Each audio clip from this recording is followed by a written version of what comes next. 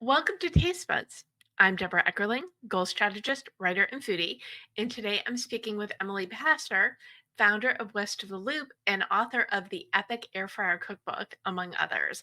Welcome, Emily. Thank you so much for having me on, Deborah.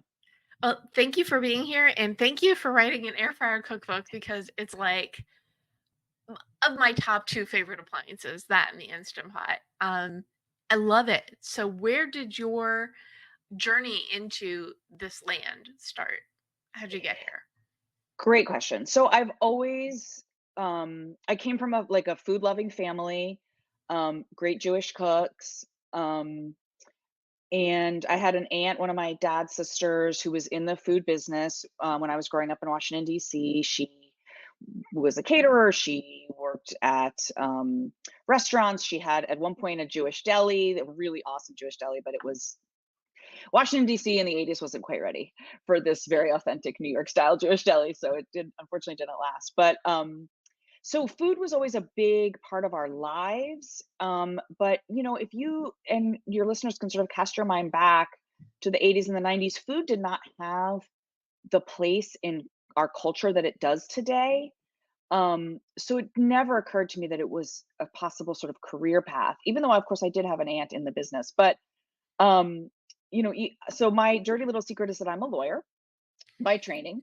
I went to law school. I did practice for a while, but even when I was practicing, I was like at my desk, researching like the next restaurant I wanted to go to, or planning the next dinner party I was going to host, dreaming about what was going to be at the farmers market that week. So, um, and then I had one kid, and then I had a second kid, and I was home because my husband's also a lawyer, and two lawyers and two kids was a lot. So I was home with my kids, and this was sort of in the early days of blogging, and I started what was a food and parenting blog that then transitioned to a food blog. Nice. So where did the cookbooks come in? So I am somebody who has always liked external validation. I was sort of the straight A student type. And the great thing about blogging was that it was so democratic, right? It was so anyone could sort of hang out their shingle and start a blog. And um, that was amazing because I wasn't a trained, I had no training as a cook or a chef, but I had a lot of thoughts about food, and I was a good cook and a confident cook. So it was easy for me to start this food blog as it was for everybody. But there was part of me that wanted to almost like be more sort of legitimate and have that kind of like stamp of approval from the industry. So it was a really strong goal of mine to write a traditionally published cookbook. So um, I was blogging, and one of the things that I had done was I had started an event, a recurring event here in Chicago where I live called the Chicago Food Swap. And long story short, it was at the time, a lot of people were sort of, doing a lot of DIY type of stuff. People were canning or fermenting, or they were raising backyard produce or raising backyard chickens and eggs. And so what had kind of happened among that movement was that the people who were doing the various sort of culinary DIY kind of tasks wanted to kind of get together and swap. So, if you bake sourdough bread and I have chickens with eggs, like you've probably got too much bread and I've probably got too much eggs. So let's get together, let's barter and trade. And this was a big trend in around like 2010, 2011. And I started the food swap in Chicago, which quickly became a very popular event. And again, this was a national trend at the time. And I just thought, well, there should be a food swap cookbook. So I wrote a proposal, and I, got an agent, this was sheer luck. And we sold the book. So that was my first book, and that was 2016. I've now done four cookbooks, and now and I love it. I love the process. I love it when I'm in book writing mode. I'm with you on it. But there is something really special about being able to pour your love into a book and be able to reach people that you never would have been able to reach otherwise. Very much so. And of course, a permanence to it. It feels like a legacy. It feels like it'll be something that'll be here after we're gone in a very long time from now, but we're not good. So switching to, from legacy and permanency to instant gratification, one of your cookbooks is Epic Air Fryer, which, the Instant Pot was my gateway appliance and it led to my air fryer love. What was it about the air fryer that you're like, this book needs to be out there? So I'm going to be super candid with you because why not? So I was approached in 2018, probably, or very early 2019, by an editor that I'd worked with before. And this company had, or this publishing company had an idea for an air fryer cookbook. These was still early, like in the air fryer sort of, journey. And he basically said, I know you're a good author, a good recipe developer. How are you with the air fryer? And I just lied. And I said, oh, yeah, yeah, I'm totally familiar with the air fryer. Didn't even own one, had never used one. But I was gonna, but they were offering me a book contract. So it's a little fake it till you make it. And I I took the gig, and I'm so glad I did. Because that is by far the best-selling book I've ever written. It was an international bestseller. It's been translated into multiple languages. But it basically exposed me to the air fryer, which I now love as much as you do. And I don't know that I would have come to it quite so soon. But I'm very proud of that book because at the time, and as I say again, that book came out in 2019. It was still early in the kind of popularity of the air fryer. And most of the books that were out there, air fryer cookbooks at that time, were very much using like processed ingredients. It was like, oh, take canned biscuit dough and make donuts in your air fryer. And my book it's for the air fryer, but it is how I cook. It is from scratch, for whole ingredients, healthy, global cuisine. I'm very proud of those recipes, but because they're in the air fryer, they're quick, they're accessible, they're a little healthier than, sort of stovetop versions that use a lot of oil. So I felt like that book at the time was a little bit groundbreaking for the air fryer. And I remember because I got my Instant Pot, it was spring 2017, and then I got the air fryer top just to Mm. kind of test that I would use it. And then I went into which I absolutely love, the air fryer. That I use every day, easily at least once, because you can make anything. So, what is the most unique thing that you like to make in the air fryer?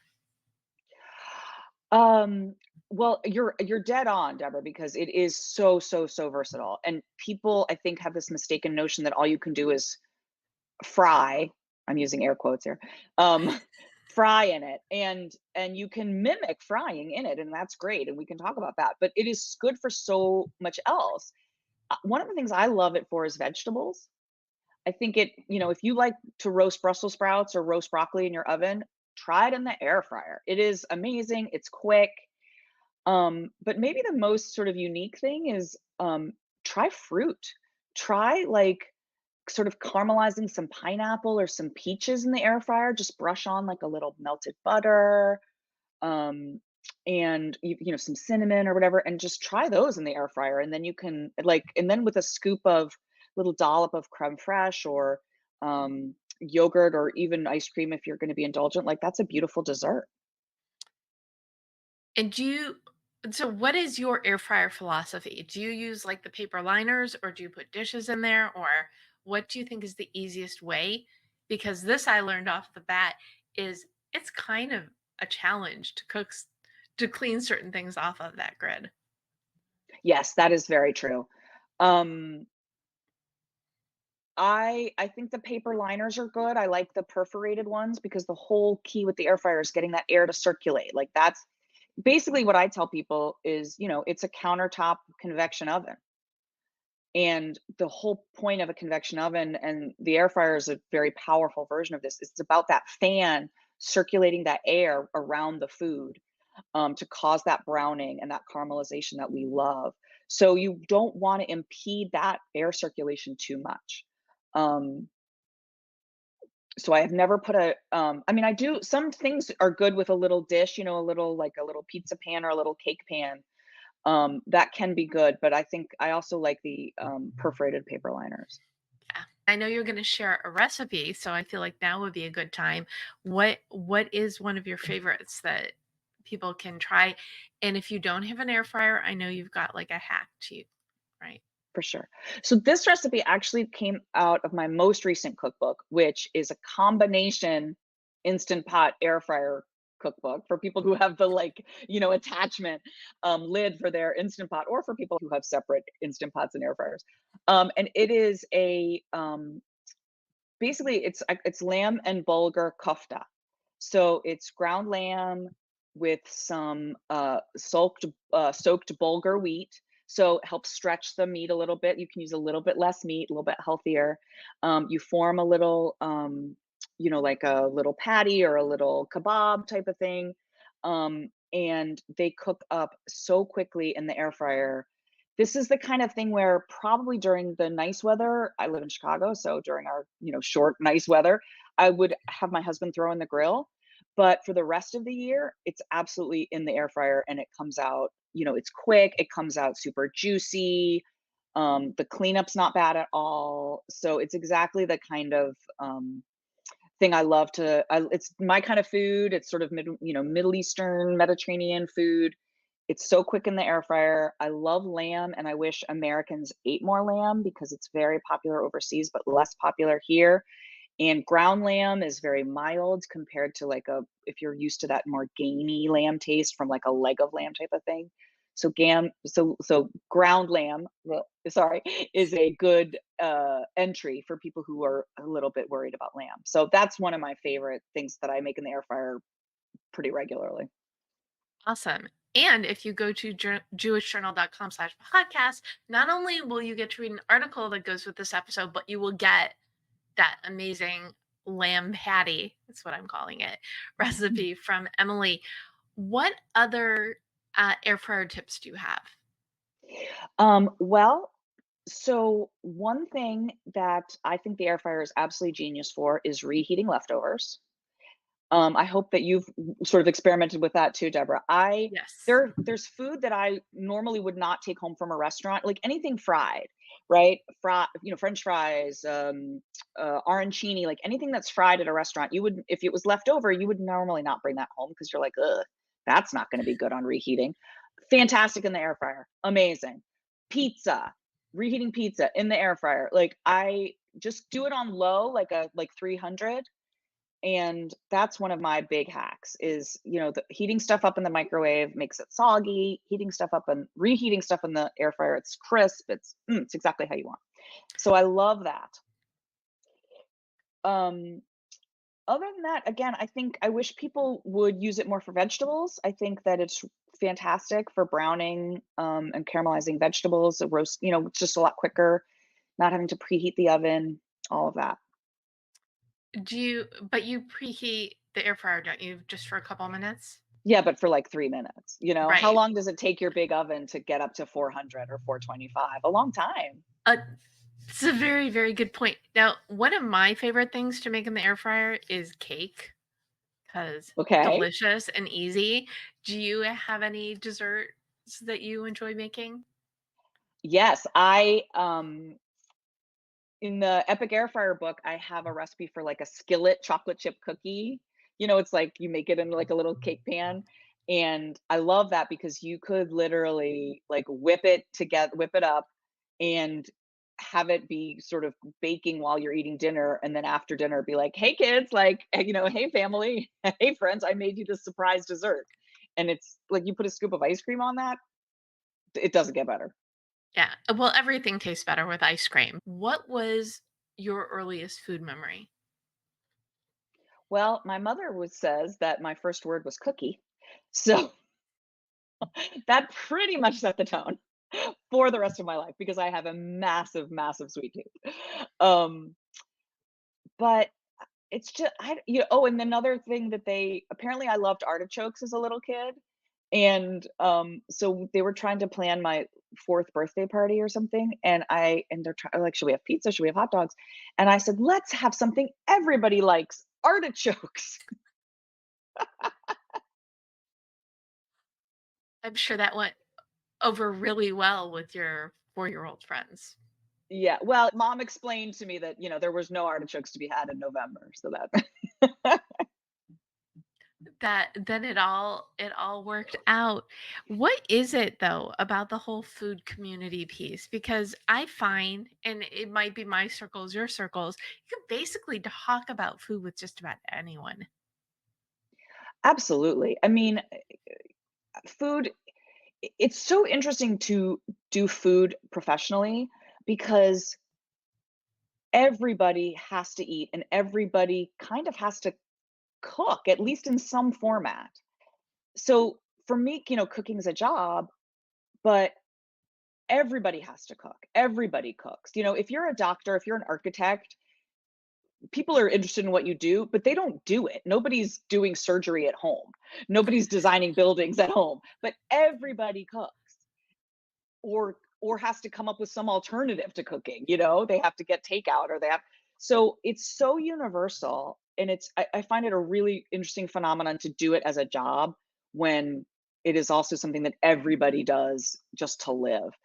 But it does mean that, yeah, I get to like I can food is my favorite thing to talk about, and you can talk about it with literally anyone because we all eat. Is there something you know now that you wish you knew before embarking on this culinary career journey?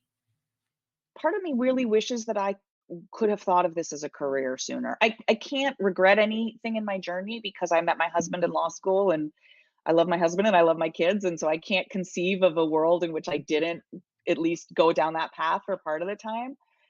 But I do wish, again, as I had sort of said earlier, growing up in the 80s and the 90s, food just wasn't it never, even though I loved food and I loved to cook, it never occurred to me that this was a possible career. It was like my mom's had another career, but she was a great cook and she had great dinner parties. And so I always sort of thought that was going to be the role of food in my life was like, oh, I'll be a lawyer, but I'll host great dinner parties.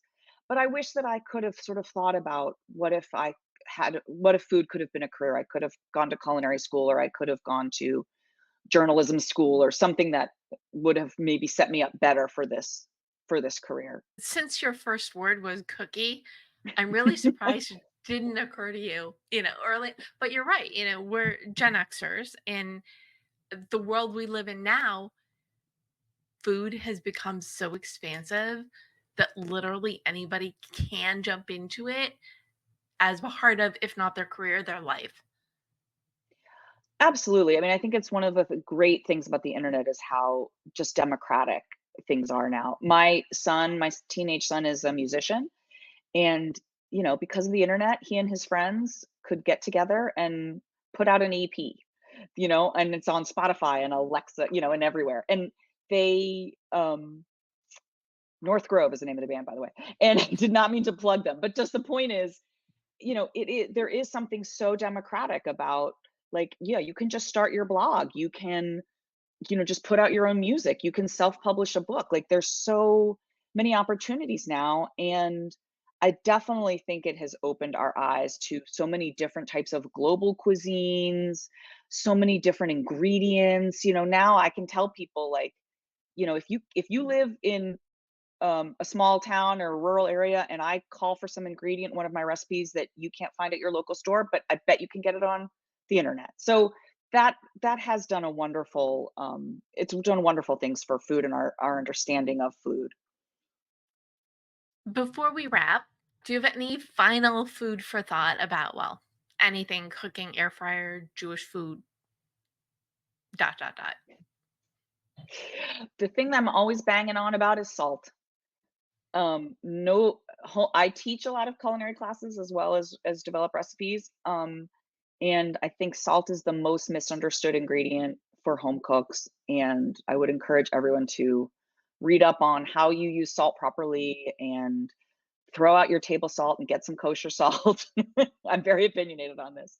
But to understand that salt is not only makes things taste salty, it makes things taste more like themselves. And salt also is playing an important role chemically in a lot of our cooking and what it's doing to break down fruits and vegetables to draw liquid out of things. So that's my pet peeve. Your pet peeve is people don't know how to use salt. And believe it or not, the topic of salt has come up on my show before, so I love the reinforcement of it. What is your perfect bagel? Oh, okay. Curveball. Can it be a bialy? It can. It's an onion bialy. Onion bialy, butter, smoked sturgeon from Russ& Daughters in New York. Heaven, heaven. And it may have been a curveball, but you had your perfect answer right off the top of your head, which means you truly love that. Thank you so much for the wonderful conversation, Emily. Where can people learn more about you and your books? Well, my blog is called West of the Loop. It's a little Chicago joke for those of you who get it, because I live west of downtown Chicago. I'm West of the Loop on almost every social platform as well. Awesome. Well, thanks so much, Emily, for joining me and sharing your love of air fryer. Like, I can't believe this show's been on for like a year and this is my first geek out about air fryer episode. So thank you. Oh, thank you so much for having me. This was a great conversation. Thank you again. And thank you for tuning in to Taste Buds with Deb. Don't miss an episode. You can subscribe on YouTube, iTunes, and or your favorite podcast platform. And go to jewishjournal.com to get the recipes and read articles that go with each episode. And you can learn more at tastebudswithdeb.com. Bon appetit.